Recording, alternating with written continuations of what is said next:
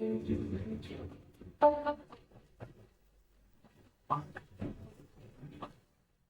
everyone, welcome to This Just In.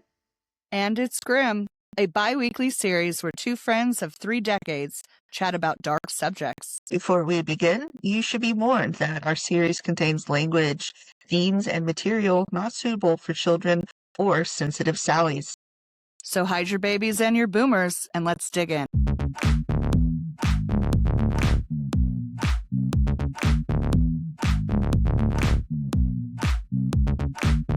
Oh, hello everyone. Welcome back. Yeah, welcome back.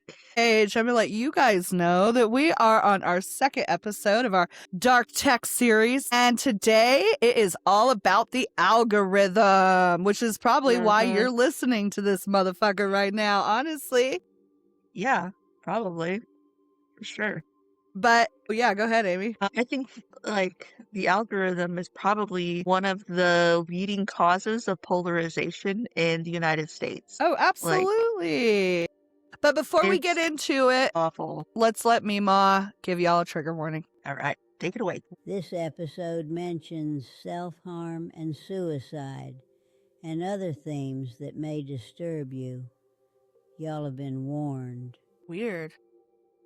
What happened? I don't know. My computer was like, hey, USB port something isn't working. And I'm like, well, everything seems to be working on my end. I'm telling you, man, this shit's got it out for us, for real. dude. For real. We're going to get into it in the rewind, but yeah, it's all you. It's fucking weird. All right, so starting off, an algorithm is at its core just a set of step-by-step instructions for solving a problem or completing a task. That sounds harmless and almost boring, but the world covers an enormous range of things from simple recipe to the systems that decide what you see online, who gets a loan, who gets paroled, and what content gets pushed into your child's feed at 11 p.m.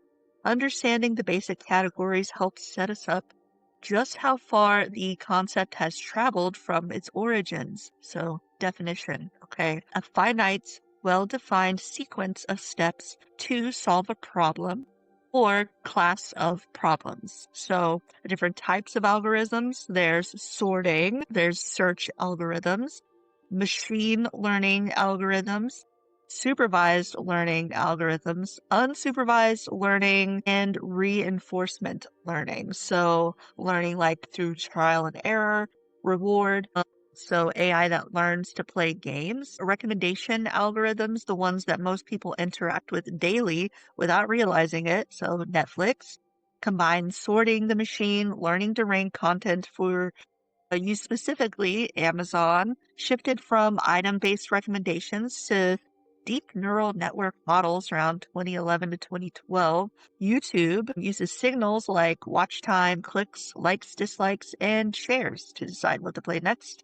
And then LinkedIn ranks job candidates and connections using the same underlying logic. So, Ross, now that we know what the algorithm is and what its origins are, what did you think the algorithm was before you started your research for this episode? I really thought the algorithm was some kind of code that, based on what you do online or type in online, would give you suggestions, and basically mostly used for advertisements is what, when I would think of the algorithm, I would think of like ads, pretty much, kind of, you know. I knew it had more Yeah. there was more, it did more than that, but that's what would, if I was going to be honest, that would pop in my head first, probably. Yeah, for sure. I feel like in my brain before I did the research for this, like I felt that it really is biased, like according to like maybe your region and maybe if it knows anything about you, like demographic wise, like age, like what it's going to show you, things like Sure. that. And so I think it might have something to do with it. But yeah, that's the algorithm. We're going to take a quick break. When we get back, Rox is going to give us the lowdown on Ada Lovelace. And so I'm disrupting the tech talk for a moment to chat about the lady behind it all, Ada Lovelace. Ada was a mathematician and considered the first computer programmer. She was born in 1815 to nobility and wealth, although her childhood was wrought with illnesses and her father passed away when she was 8. Her mother, not being fond of the girl, passed her care off to family and friends often, but this put Ada in circles with scientists, philosophers, and scholars. Ada had always been interested in the sciences and philosophy and showed a proclivity for solving complex math equations. So when her mom's abandonment led her to Charles Babbage, who originated the idea for the digital computer, they began a working relationship. While Ada was analyzing one of Babbage's machines, she made a calculation that would eventually be published as Note G. And Note G is the first written code for what would become the algorithm that we have today. Ada died of cervical cancer, reported as uterine cancer at the time, at the age of 36. She has been commemorated in a variety of ways. The United States Department of Defense's computer language is named Ada and coded as MILSTD 1815 after her birth year. Since 1981, the Association for Women in Computing has inaugurated the Ada Lovelace Award. Since 1998, the British Computer Society has awarded the Lovelace Medal. In 2013, the University of Deustuto in Spain established the Ada Byron Award for Women in Technology, which was subsequently expanded to several Latin American countries. Ada, the National College for Digital Skills, is a specialist college in England. Ada Lovelace Day is an annual event celebrated since 2009. Its goal is to raise the profile of women in science, technology, engineering, and maths, and to create new role models for girls and women in these fields. Events have included Wikipedia edit-a-thons with the aim of improving the representation of women on Wikipedia in terms of articles and editors to reduce unintended gender bias on Wikipedia. In 2013, Ada Developers Academy was founded. Its mission is to diversify tech by providing women and gender-diverse people the skills, experience, and community support to become professional software developers to change the face of tech. She has also been commemorated with buildings, statues, awards, stamps, coins, passports,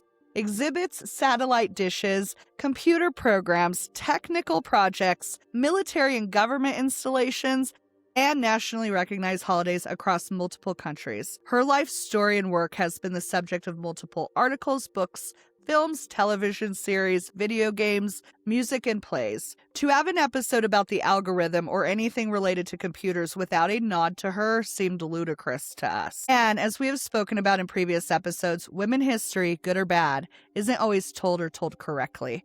And we don't subscribe to that shit. So I'm going to let Amy get us back to the tech talk, and we can decide if Mrs. Lovelace's contribution was a good or a bad thing. Sure. So we're going to go back to the very, very beginning. So people assume algorithms are a computer age invention, but the concept is thousands of years old. Long before silicon chips, humans were building step-by-step procedures to solve problems, and some of the most consequential algorithms in history were running entirely on paper, gears, and human brain power, sometimes for life or death stakes. The word algorithm comes from Muhammad ibn Musa al-Khwarizmi. Okay, I did that great, right?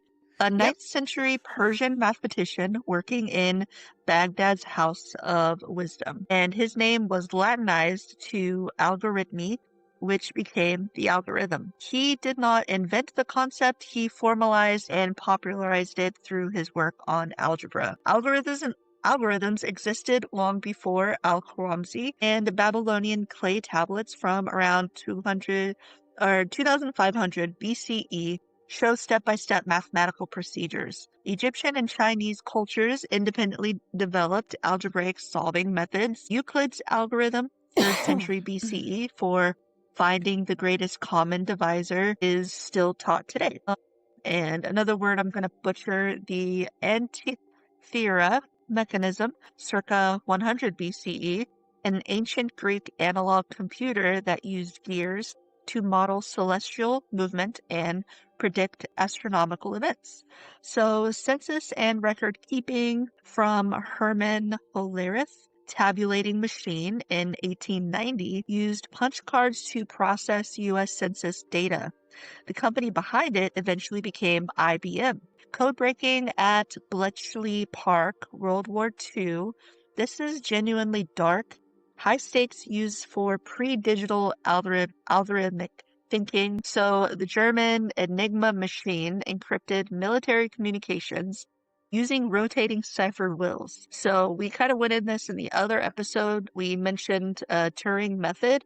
And so Alan Turing and Gordon Welchman built the electromechanical bomb, and that's with an E at the end, BOMBE, to systematically work through possible setting and break the code. So this was literally a step-by-step procedure for war, with millions of lives riding on whether it worked. Historians estimate the code-breaking effort shortened the war by an estimated 2 years, saving millions of lives. Bletchley Park's work stayed secret for almost 30 years after the war ended. So we're going to take a break, so don't move a muscle. We will be right back.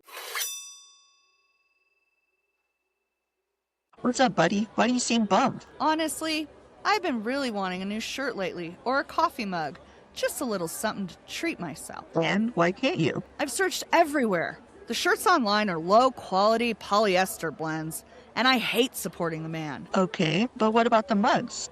What's the issue with those? Oh, the mugs. Even if I manage to find a mug that doesn't have a number one whoever or live, laugh, love on it, they cost a fortune. You're right. Mug money is hard to come by in this economy, but you deserve to treat yourself, and I have news that may cheer you up. Oh, really? If you head over to thisjustin and itsgrim.com, they have shirts and mugs just like you want. Are the shirts 100% cotton, not some cheap poly blend? That's right, and they come in a wide range of sizes. And before you ask, the mugs don't have an inspirational quote. That sounds too good to be true. It must cost a fortune, or be backed by some kind of corpo scum. Nope, the prices are steel, and it's run by two best friends. No corpo scum anywhere near the product. Well, Amy, it looks like I will be able to treat myself after all. This just in, and it's grim.com, right? Yep, and while you're there, sign up for email. You'll get up-to-date information on episodes and the show, of course. Info on merch as well. Thanks, dude. I'm heading there now, and if the prices are as low as you say, I'll treat you too. Thanks, buddy. And we are back. So if you look at your smartphone today, you are carrying around more raw computing power than the Apollo missions that landed on the moon. But rewind to the early 1970s and the story changes. The computer wasn't a sleek, glowing portal to the internet. It was a box of blinking lights, a bag of soldering components, and a prayer that you didn't blow a fuse. In this era, the algorithm wasn't about recommending movies or filtering photos. It was about survival. It was about making a machine do something, anything at all. When the Kinback 1 hit the scene in 1971, often cited as the world's first personal computer, the concept of programming was brutally physical. There were no keyboards, no screens, and no operating systems to hide the complexity. You weren't writing code, you were the compiler. You looked at a flowchart, translated it into binary, and manually flipped toggle switches on the front panel to set that binary into the computer's memory, one bit at a time. If you wanted the machine to perform an addition, you were physically orchestrating the movement of electricity from one gate to the next. The algorithm's job was to tell the processor exactly where to find data in its tiny memory banks. But memory was measured in bytes, not megabytes or gigabytes. If your algorithm was inefficient, the computer simply didn't have enough room to think. 1977 changed everything. The Apple II, Commodore PET, and TRS-80 introduced the interpreter. Suddenly, you didn't need to speak machine code, the language of the hardware. You spoke BASIC, beginner's all-purpose symbolic instruction code. Two young innovators, Bill Gates and Paul Allen, famously brought this to the Altair, and it set the standard for the next generation. Instead of managing memory addresses, you wrote plain English logic. The computer handled the hard work of converting your text into instructions.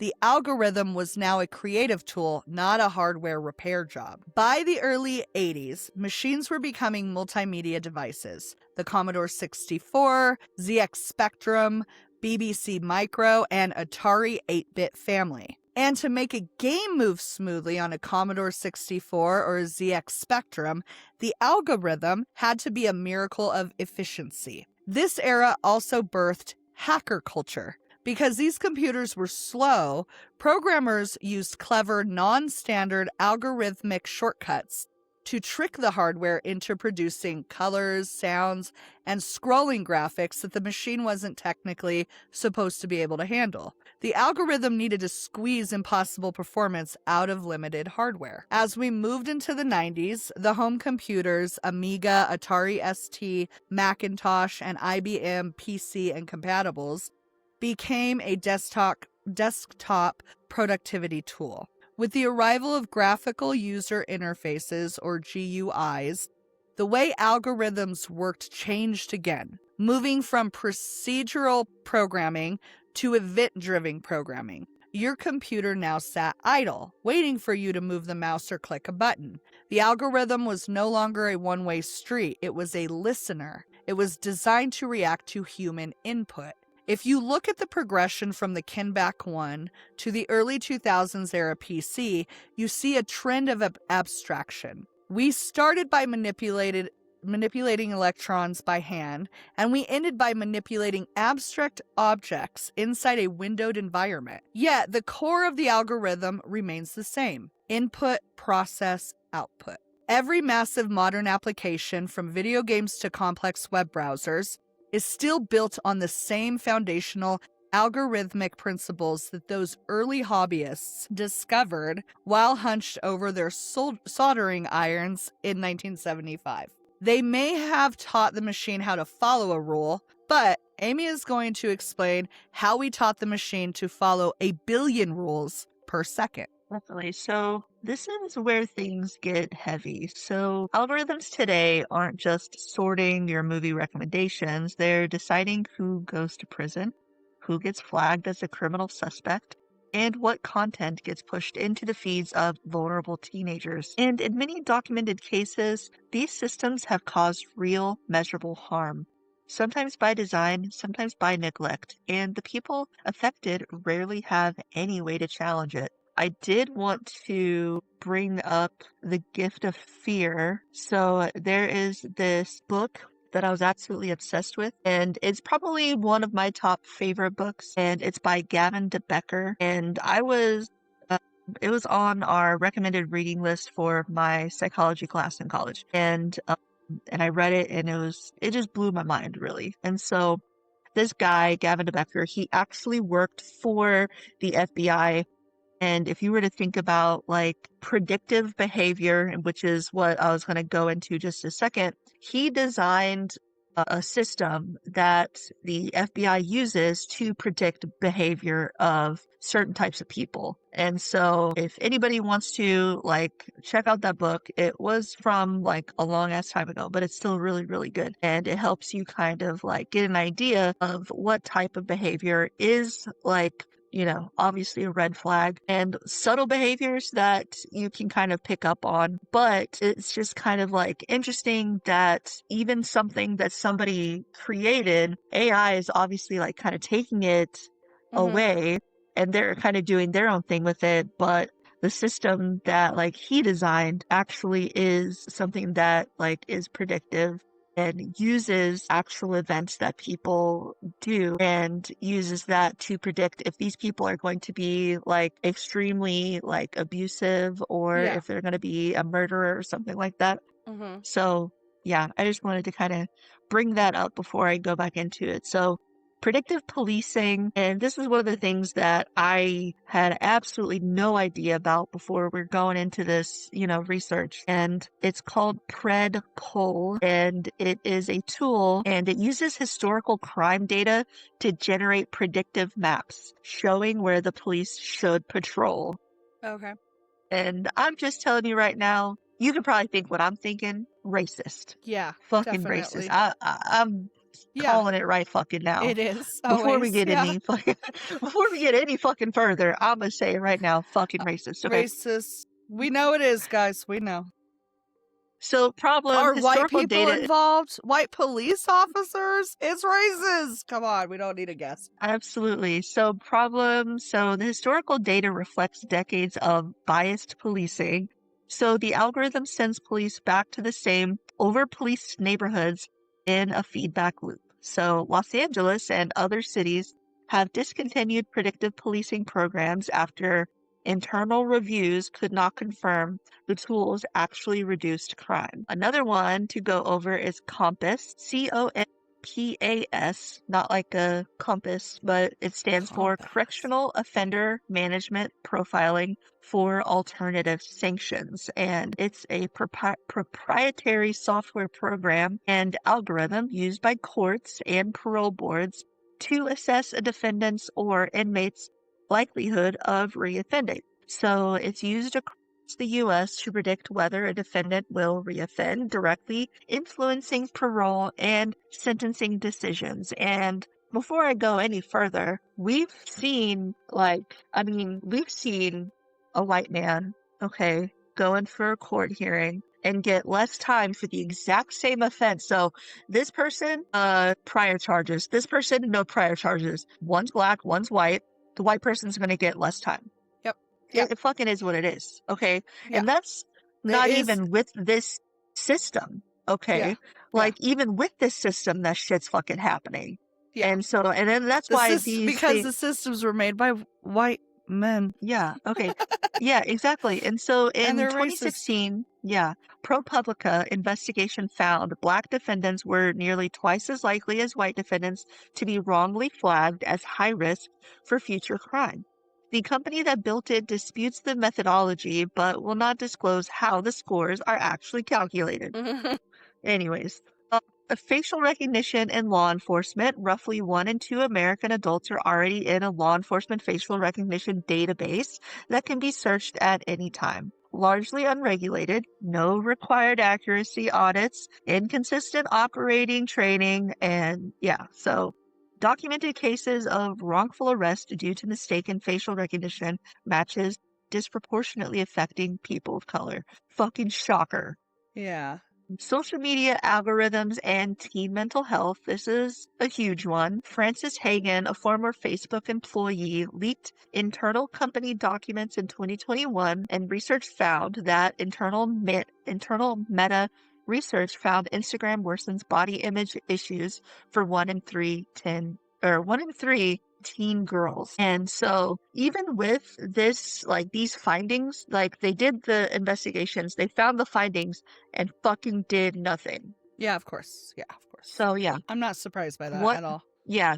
One study found 13.5% of UK teen girls said Instagram worsens their suicidal thoughts. Another found 17% said their eating disorders got worse after using the app. A test account set up internally as a 13-year-old girl was algorithmically steered toward pro-anorexia content within a short period of time.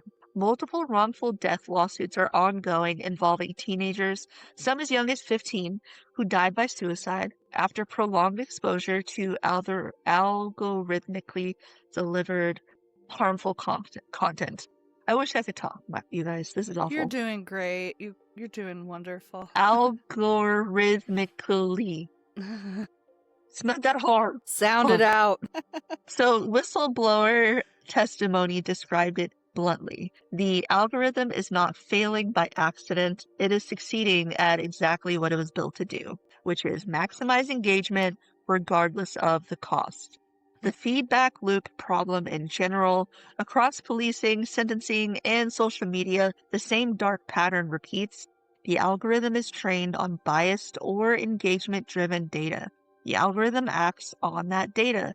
The results reinforce the original bias or harm, and the cycle repeats with no built-in mechanism to interrupt it. So out of all of these in this section, which one do you think is the most disturbing? Out of everything? Yeah, out of those that we were talking about, what do you think is like the most disturbing? I don't know. I mean, the kids, having that whole thing, obviously, to me. Is that what you Yeah. mean?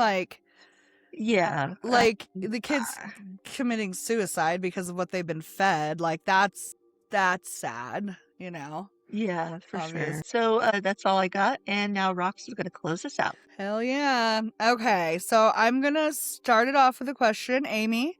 If you had to choose 3 things that your algorithm knows about you, what would you think that those would be? What do you say those are? Okay. So, I mean, thankfully, it does know what type of shows I like. I Yeah. really do appreciate that. Like, it knows not to send me fucking Disney films and stuff. Yeah. It knows that I think Disney was a Nazi, anyways. Yeah. So, I do appreciate that. Like, I understand that it's, something that is useful. And Yeah. then another thing would be the useful TikTok algorithm sending me all the food stuff, Okay. good recipe ideas, Yeah. all of that. Yeah. And then let me think, because whenever I listen to music, I just listen to albums, whole albums, Sure. and so I don't really use it for music or anything like that. Okay. But So mostly yeah, I'd say those are the movies, mains. TV shows, and recipes and stuff. Yeah, Okay. absolutely. Yeah. I could see that. Okay, so the algorithm, it knows you better than your best friend. It knows what time you get up. It knows what you panic by at 2 a.m., the specific tone of voice that makes you stop scrolling, and exactly how long you dwell on a picture of a cat before moving on. We live in a world where personalization is the product. Every click, like, and hover is a vote cast for the version of reality the machine shows you next. But here is the trillion-dollar question. Can we actually escape it? The short answer is no. The long answer is much more interesting. If you are hoping to go off-grid, delete every account, and live in a digital blind spot, I have bad news. The algorithm isn't just on your phone. It is in the bank that approves your loan. It is in the insurance system that determines your premiums. It is in the logistics chains that bring groceries to your town. In the modern era, the algorithm is the infrastructure of society. To escape it completely would require moving to a cabin in the woods without electricity or a social security number. It is not an escape, it is a total withdrawal from modern life. But that doesn't mean you have to be a pawn in the game. If you can't leave the system, the alternative is to become ungovernable. The algorithm relies on predictability. It thrives on the fact that it can build a model of you based on your past behavior. To escape is to deny the machine the data it needs to build that model. And here's how you reclaim your agency. Feed it noise. Algorithms are sensitive to patterns. If you act erratically, search for things you have zero interest in, and purposely click on bad recommendations, you corrupt the data set. By being unpredictable, you force the algorithm to fail at its primary job, which is pigeonholing you. The analog pivot. The algorithm only knows what you do on a screen. If you choose to read a physical book, buy items with cash, or meet friends in a third place without posting about it, you are creating black holes in your data profile. The algorithm can't track what it can't see. Radical intentionality. The algorithm is a suggestion engine. It is designed to keep you passive. You escape it the moment you stop reacting to what it puts in front of you and start proactively seeking out what you want. Search for the weird, the obscure, and the challenging. Don't let the For You page dictate your curiosity. The truth is, we don't necessarily want to escape the algorithm. We want to tame it. We want the convenience of modern life without the feeling that our brains are being strip-mined for ad revenue. Escaping the algorithm isn't about throwing your computer into the ocean. It's about recognizing that you are the user, not the product. When you treat your digital life with a bit of punk energy by breaking the pattern, rejecting the suggested path, and keeping parts of your life strictly offline, you aren't just escaping. You are exerting your right to be human in a machine-driven world. The machine is programmed to predict you. The most rebellious thing you can do is to prove it wrong. And that's all I got, guys. Well, yeah. That's it. All right. So join us next time. And what is our next episode going to be about? Guys, it's about government surveillance in the digital Dun, world. Dun dun. dun dun. It's Man. really freaky. So, Yeah. yay. Yay. All right. I'm looking forward to that one. Me All right, too. guys. Thank you so much. Thanks so much. And if you have any questions or need any info, please visit thisjustinanditsgrim.com. All right. Bye. Bye.